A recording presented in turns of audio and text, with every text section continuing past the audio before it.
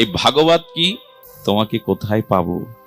গোবিন্দ তখন বলে বসলেন, আজ হতে আমি যেদিন অপ্রকট হব সেই মুহূর্তেই আমি ভাগবতের মধ্যে আত্মসাৎ হব, ভাগবতের মধ্যে প্রকাশ হব। আচ্ছা, ভাগবত কেন অনুরক্ত হতে হবে? এটা অপূর্ব কথা মনে পড়লো।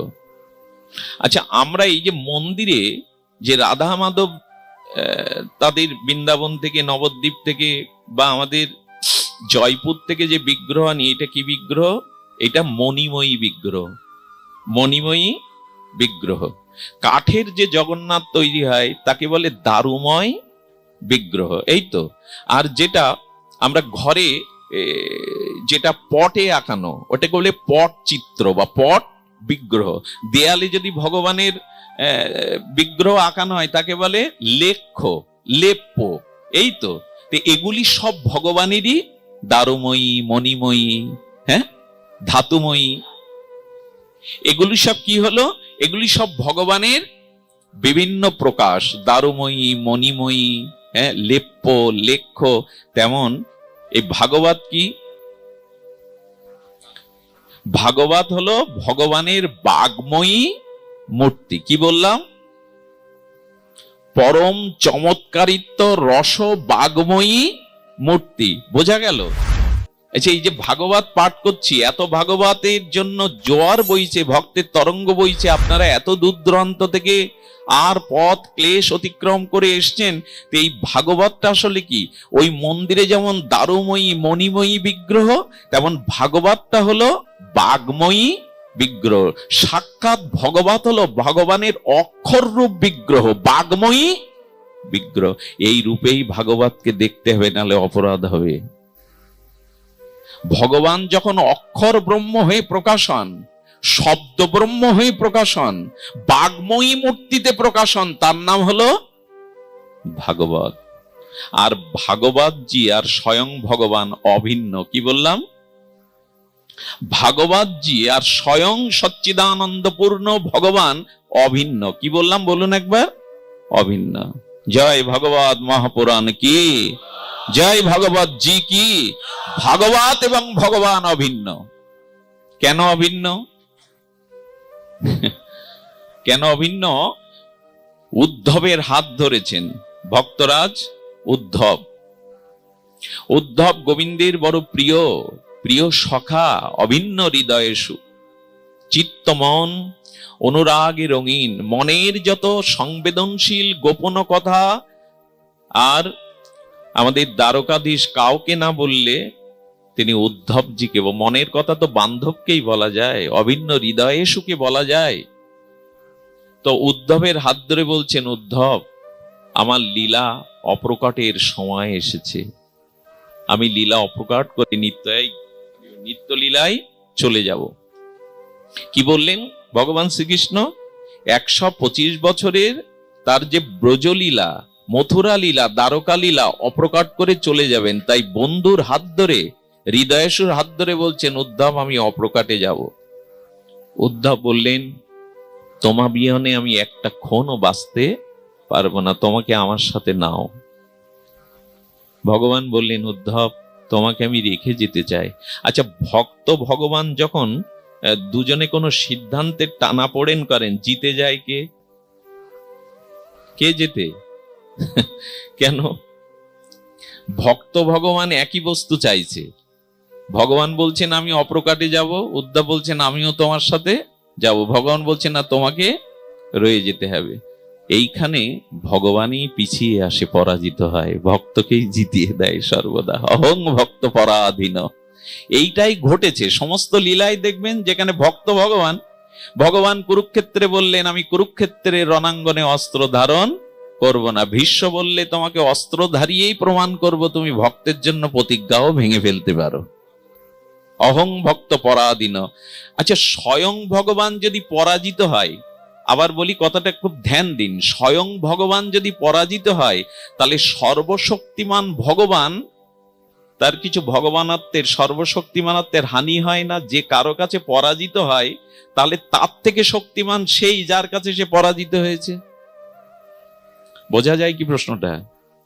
স্বয়ং সর্বশক্তিমান তত্ত্ব যদি কারো কাছে পরাজিত হয়, তার মানে একটা হানি হয়ে গেল। তুমি সর্বশক্তিমান এই বিশেষণের, এই মহিমার হানি হয়ে গেল। আচ্ছা, পরাজয় মানে কি? শুনুন, আমাদের জাগতিক অভিধানে, আমাদের যে ভাষার অভিধানে যে অভিধান আছে, ভাগবত অভিধানের অর্থগুলো ঠিক তা নয়।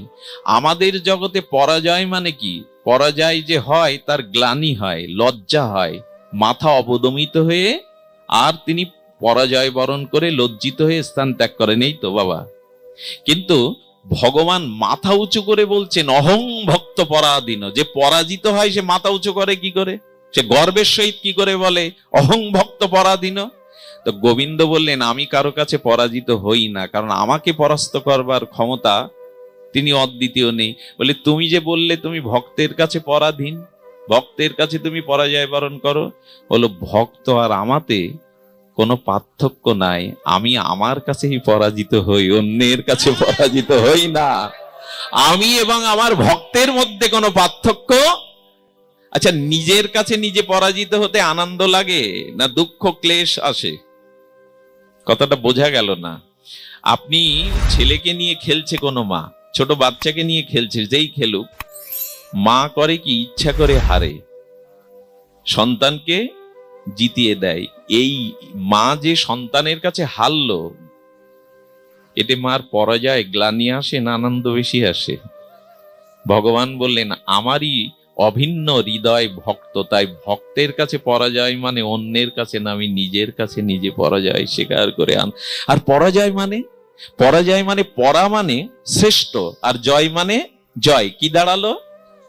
আমাদের জগতে পরাজয়ের যে অভিধান, ওই জগতের অভিধানে তা নয়। ওইখানে পরা মানে কি বলা হয়েছে? পরা মানে শ্রেষ্ঠ, আর জয় মানে জয়। অর্থাৎ ভক্ত নিজ স্বরূপ শক্তির কাছে ভগবান পরাজিত হয়ে মনে করেন আজ আমার জীবনে শ্রেষ্ঠ জয় এলো, আজ আমার জীবনে প্রকৃত জয় এলো।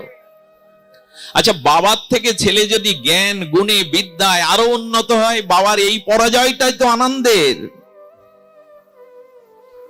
শিষ্য যদি গুরুদেবকেও, গুরুদেবের মহিমা জগতে প্রচার করে, গুরুদেবের থেকে তার নাম উজ্জ্বল হয়, গুরুদেবের আনন্দ হয় কিনা? অহং ভক্ত, এই শব্দগুলো এত মধুর না? তো ভগবত হলো ভগবানের বাগ্ময়ী। এটাকে অক্ষর বলা যাবে? প্রেজে ছাপানো কিছু অক্ষর বলা যাবে বাবা? কি বলতে হবে? ভগবান ভাগবত হলো বাগ্ময়ী মূর্তি। উদ্ধবকে বললেন উদ্ধব, আমি চলে গেলে, আমার ভক্তও যদি চলে যায়, আগামী দিনের জগতের মানুষ পথহারা হবে। তারা কামনা বাসনায়, ভোগ বিলাসে, ভক্তির পথ থেকে চ্যুত হয়ে তারা পতনগামী হবে। তাদের সর্বনাশ হবে, জগতের কল্যাণ ব্যাহত হবে, জগতে অন্ধকার নেমে আসছে। তাই আমি তোমাকে যে উপদেশটা দিচ্ছি, এই উপদেশ তুমি দ্বারে দ্বারে, জীবের দ্বারে দ্বারে বিতরণ করে জীবকে ভগবতমুখী করো, আত্মকল্যাণমুখী করো। তোমার উপরে অর্পিত এই মহা দায়িত্ব আমি দিয়ে গেলাম। ভগবান যদি দায়িত্ব দেয়, উদ্ধব কি করবে? উদ্ধব তখন বলছেন তোমাকে কোথায় পাবো, তোমাকে কোথায় পাবো? গোবিন্দ তখন বলে বসলেন আজ হতে আমি যেদিন অপ্রকট হব, সেই মুহূর্তেই আমি ভাগবতের মধ্যে আত্মসাৎ হব, ভাগবতের মধ্যে প্রকাশ হব। যদি আমাকে চাও তো ভাগবতের মধ্যেই তুমি আমাকে পাবে। দশম স্কন্ধ মানে অভিন্ন ভগবানের কলেবার। এই জন্য কেউ যদি ভাগবত পাঠও না করেন, পাঠ করতে নাও পারেন, ওই বড় বড় দাঁত ভাঙা সংস্কৃতি মন্ত্র বাংলায় পড়বেন। যদি বাংলায় বিদ্যা পড়ার শক্তি না থাকে, ভাগবতকে দর্শন করবেন, তাতেও গোবিন্দের কৃপা হবে, ভাগবত দর্শনের কৃপা হবে। আচ্ছা, যার চোখ নেই সে দেখবে কি ভাগবত? তুমি তাকে কি করে কৃপা করবে? বললেন যার বিদ্যা নেই, পাঠ করতে পারে না, সে যেন শ্রবণ করে। যার শ্রবণের ক্ষমতা নেই, সে যেন দর্শন করে। যার দর্শনের জন্য দৃষ্টি নেই, সে যেন ভগবতকে বুকে জড়িয়ে স্পর্শ করে। তাহলেই আমার কৃপা প্রাপ্ত হয়ে ধন্য হবে। এই হলো ভাগবত। আর মহাপ্রভু জগতে প্রচার করেছেন দুই ভাই হৃদয়ের খালি অন্ধকার, দুই ভাগবত সঙ্গে করান সাক্ষাৎকার। এক ভাগবত বড় ভক্তি রসশস্ত্র, আর ভাগবত বড় ভক্তি রস পাত্র। ভাগবত হলেন সর্ব বেদান্ত সার, অমল পুরাণ। ঘরে ঘরে ভাগবত থাকা চাই, ভাগবতের আরতি হওয়া চাই, ভাগবতকে তুলসী দিয়ে অর্চন করা চাই, ভাগবত পাঠ না করতে পারলে শ্রবণ করা চাই। শ্রবণ করুন, দা বসুন। শ্রবণ না করতে পারলে আপনি স্পর্শ করুন, দর্শন করুন। আচ্ছা, ভাগবতে কি হয় দেখুন, অপূর্ব কথা মনে পড়লো। ভগবান অপ্রকাট হয়েছেন, তখন বৃন্দাবন লুপ্ত হয়ে গেছে। কি হয়ে গেছে? লুপ্ত। ভগবানের পৌত্র, পুত্রের পুত্র অনিরুদ্ধ, প্রপুত্র অনুরুদ্ধ, তাকে শাণ্ডিল্য ঋষি বলছেন, তোমার প্রীতিপুরুষ গোবিন্দ এইখানেই লীলা করেছেন। বললে সব তো জঙ্গল, দেখতে তো পাচ্ছি না। উনি তখন ওই লীলাগুলো স্মরণ করে ভাগবত শুরু করলেন। যেই ভাগবত পাঠ করতে শুরু করলেন, আপনাদের বলবো কি, সঙ্গে সঙ্গে সেই জঙ্গলের মধ্যে থেকে ভাগবত লীলাগুলো প্রকাট হয়ে গেল। যা যা লীলা সেই সময় ছিল, সেই লীলাগুলো প্রকাট হলো। সুখদেব গোস্বামী যখন ভাগবত পাঠ করছেন, তখন বলছেন, ওই দেখো পরীক্ষিত, ওই দেখো। মানে ভাগবত পাঠ করছেন মানে হৃদয়ে ভাগবতের লীলা প্রকাট হয়। যারা ভাগবত পাঠ করে, শ্রবণ করে, ওই মুহূর্তে ওই ওই লীলাগুলো তার চিত্ত মাঝে প্রকাট হয়। এই জন্য শ্রবণ তো অনেক কিছু করা যায়, কিন্তু শ্রবণের মধ্যে শ্রেষ্ঠ শ্রবণ হলো ভাগবত শ্রবণ। একটু বলুন সবাই, শ্রবণের মধ্যে শ্রেষ্ঠ কোনটা? ভাগবত শ্রবণ। আচ্ছা, গীতা পাঠ শুনতে যাচ্ছি, এ কথাটা কম হয়। চণ্ডী পাঠ শুনতে যাচ্ছি, এটা আরো কম হয়। চারিদিকে কি শব্দ উচ্চারণ হয়? ভাগবত। কারণ কলিযুগে সাক্ষাৎ গোবিন্দের অভিন্ন কলেবর এই পরম বেদান্ত সার অমল পুরাণ শ্রীমদ্ ভাগবত। ভাগবত শ্রবণেই জীবের শুদ্ধ ভক্তি হয়। কি বললেন? শ্রী ভাগবত রক্তানাম, ভাগবতে অনুরক্ত হতে হবে। অনেকেই তো ঘুমাচ্ছেন, তাহলে অনুরক্ত আসলো কি করে? বলে, বাবা তুমি তো উপরে বসে আছো, রাধে রাধে, তুমি তো উপরে বসে আছো, বুঝতে পারছো না? আমরা গরমের মধ্যে কষ্টে, একটু কষ্ট করে হরি কথা শুনুন। আচ্ছা, আমি আপনার জায়গায় গেলে কি বলতাম জানেন? যাদের নিদ্রা আসছে, এক মিনিট, যাদের নিদ্রা আসছে, আমি তাদের এখানে বসি, আমি আপনার জায়গায় যাব। আমি কি ভাববো জানেন? আমি ভাববো, প্রভু সারাদিন সংসারী জীব কর্ম করতে হয়েছে, সে ব্যবসা বাণিজ্য, কৃষি বা গৃহকর্ম, ক্লান্ত, আরো প্রচন্ড গরম, রাত তো অধিক হচ্ছে ধীরে ধীরে, তো একটু ঘর মাখতে হচ্ছে, শরীরটা ক্লান্ত হচ্ছে। আমি বলি কি, গোবিন্দ গুণগাথায় চোখে প্রেমাশ্রু যদি নাও আসে, গা দিয়ে কিছুটা ঘাম ঝরে যাক, সেটাও গোবিন্দ গ্রহণ করবেন। চোখে জল না আসুক, গা দিয়ে ঘামটা ঝরুক, কষ্টে ঝরুক। এমনি এমনি মেলে দুটো টাকা রোজগার করতে গেলে বাসের হেল্পার রৌদ্র ঝড়ে বৃষ্টিতে কত চিৎকার করে 300 টাকার জন্য। আর জীবনে পাপ মুক্ত হয়ে ভগবত প্রেম পাবো, তার জন্য একটু কষ্ট করতে হবে না? কি বলে প্রবাদে? কষ্ট না করলে, হ্যাঁ এটা সবার জানা, একটু কষ্ট করুন। ঘুম আসতে দিয়েন না, ক্লান্তি আসতে দিয়েন না, একটু কষ্ট করুন। এটা বক্তার মানে কূট কৌশলের কথা না, সবাইকে জাগিয়ে রাখার, এটা নিজ কল্যাণের কথা। তাহলে শ্রীমদ ভাগবত রক্তনাং রসিকা সঙ্গ রঙ্গিনাম, আপনি তখনই কেবল হৃদয়ে প্রেমের রঙে রাঙাতে পারবেন যখন ভাগবত ভক্ত আর গ্রন্থ ভাগবতের রঙে অনুরক্ত হবেন। কি শব্দ গো! যখন গ্রন্থ ভাগবত ভক্ত ভাগবতের রঙে আপনার চিত্ত অনুরক্ত হবে, তখন কি হবে? তখন রঙিন, আপনার জীবন রঙিন হবে। আমরা কি বলি? তোমার জীবন রঙিন হোক। কোন রঙে? লাল, নীল, সাদা, কালো, বেগুনি। তোমার হৃদয়ে প্রেমের রঙে রঙিন হোক, আনন্দের রঙে রঙিন হোক তোমার হৃদয়। আচ্ছা, এরপরে বললেন জীবনী ভূতা গোবিন্দ পাদ ভক্তি মুখশ্রিয়ম। রূপ গোস্বামীর শব্দ তো, কি বলছেন দেখুন, এখানে বলছেন যারা শ্রী গোবিন্দ চরণার বিন্দের আর ভক্তি সম্পদ যাদের জীবনের একমাত্র জীবাতু। শব্দটা কি বললাম? জীবাতু। জীবাতু মানে যাকে অবলম্বন করে বেঁচে থাকা যায়। তো কোন ভক্ত যদি সাধন ভক্তির দ্বারা, শুদ্ধ হৃদয়ের দ্বারা, ভাগবত আশ্রয়ের দ্বারা, ভক্ত আশ্রয়ের দ্বারা সে জীবনে জেনে যায় আমার একমাত্র বেঁচে থাকার অবলম্বন হলো, জীবনীভূতা হলো শ্রী গোবিন্দ পাদ ভক্তি শ্রিয়ম। সে যদি মনে করে আমার জীবনের স্ত্রী পুত্র রূপ যৌবন যশ খ্যাতি স্বর্গ ধর্ম অর্থ কাম, এর থেকে আমার জীবনের একমাত্র বাঁচার অবলম্বন শ্রী গোবিন্দের পাদ পদ্ম, শ্রী রাধারানীর পাদ পদ্ম, নিতাই গৌরের পাদ পদ্ম, তবেই তার জীবন হবে শ্রিয়ম। শ্রী গোবিন্দের মুখপানে চেয়ে তার চরণ যদি একমাত্র বেঁচে থাকার অবলম্বন হয়। দেখুন, একটু আশ্রয় করুন, গোবিন্দ চরণ আশ্রয় করুন, তাহলে ডুববেন না। আমি গতদিন এই পাঠটা করেছিলাম। আচ্ছা, 2 মণ কাঠের গুঁড়ি যদি নদীতে ভেসে যায়, ভাসবে না ডুববে? 10 মণ কাঠের গুঁড়ি কি হবে মা? ভাসবে। 10 গ্রাম লোহা ভাসবে তো? কারণ কি? 10 গ্রাম লোহা নদীতে দিলে জলে ডুবে যাচ্ছে, অথচ 5 মণ কাঠের গুঁড়ি। জলকে প্রশ্ন করুন, উত্তর আসবে কি জানেন? জল বলবে, গাছের গুড়ির সাথে আমার একটা সম্বন্ধ আছে, সম্পর্ক আছে, লোহার সাথে নাই। ওই গাছটা যখন বীজ থেকে অঙ্কুরিত হয়েছিল, তখন জল ওতে সিঞ্চন করাতে ও ধীরে ধীরে এত বড় গুড়ি হয়েছে, বেড়ে উঠেছে। অর্থাৎ ওর সাথে আমার একটা সম্বন্ধ আগেই তৈরি হয়েছে। তো যার সাথে যার সম্বন্ধ আছে, সে তাকে ডুবাবে কেন? সে তো ভাসিয়েই রাখবে, বুকে করেই রাখবে।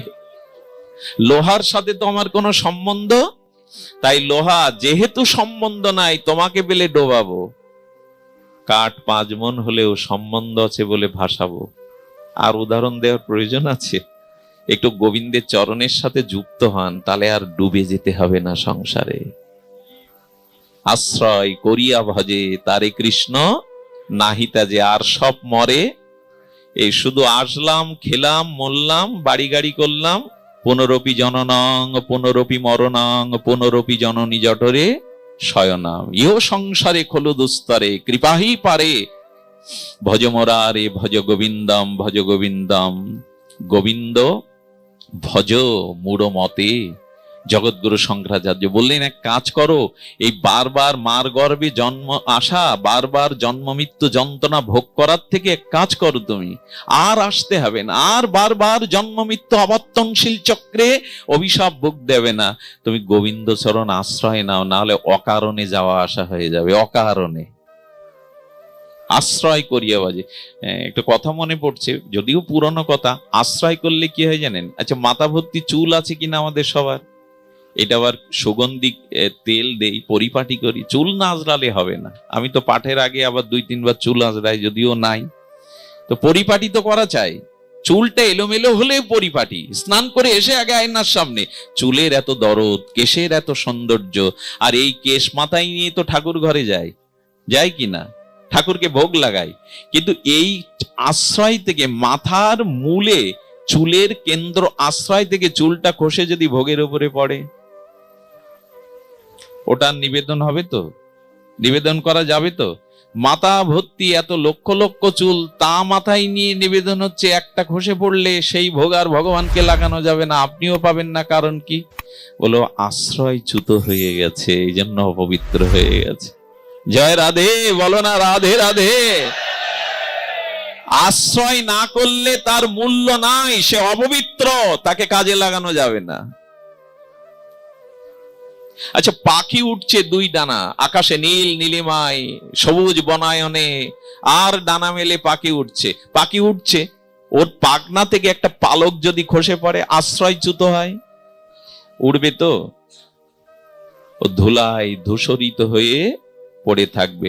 আশ্রয়ে থাকো, তাহলে উপরে উঠতে পারবে। আশ্রয় থেকে পড়ে গেলে এই ধুলোয় ধূসরিত হতে হবে। আশ্রয় করুন, শ্রী গোবিন্দের পাদ পদ্ম আশ্রয় করুন, রাধারানীর চরণ আশ্রয় করুন, নিতাই গৌরের চরণ আশ্রয় করুন। না হলে আমাদের অপবিত্রই হতে হবে। নখ তো খুব সৌন্দর্যের বিষয়, নখে এখন মডেলিং হয়। নখ রাখলে আমার একটু কষ্ট হয়। আমাদের সনাতন হিন্দুদের নখ রাখাটা উচিত নয়, যদিও এটা মা ঠাকুমাদের ছিল না, বরঞ্চ দেখলেই পিটানি দিত আগে কাট। আমার কি মনে হয় জানেন, এখন সভ্যতাটা রাক্ষসী সভ্যতা হয়ে গেছে, রাক্ষসদের ওই সব থাকে। যারা কম্পিউটার চালান, মোবাইল খুব ঘাটাঘাটি করেন, একটা রাখুন, ওইটা নাকি লাগে আর কি। দাদাজি, লাগে ওইটা। কিন্তু এই হাতে নখ রাখা কি মডেল বুঝলাম না। আপনি নিশ্চিত জেনে নেন, যার হাতে বড় বড় নখ আছে, জীবনে একদিন হলে অন্য প্রাণীর প্রতি সে ও দ্বারা হিংসা করবেই করবে। এবং নখের ন্যায় অপবিত্র বস্তু, কোন শুকিয়ে যাওয়া ঘায়ের ওপরে যদি নখের আঁচড় দেন, ওই ঘা আবার কাঁচা হয়ে যাবে। বিশ্বাস করুন, এই যে ঠাকুর সেবার জল আনেন না, এই যে ঘটি করে জল আনছেন, যদি কখনো নখে স্পর্শ করে, ওই জল ভগবত সেবার অনুপযোগী। এই জন্য কোনো শুদ্ধ ভক্তর অন্তত হাতে নখ থাকবে না, কারণ ওইটা স্পর্শ করলে ওই জল আর ভগবত সেবায় এত সাজাবার কি দরকার, একদিন তো পুড়বে।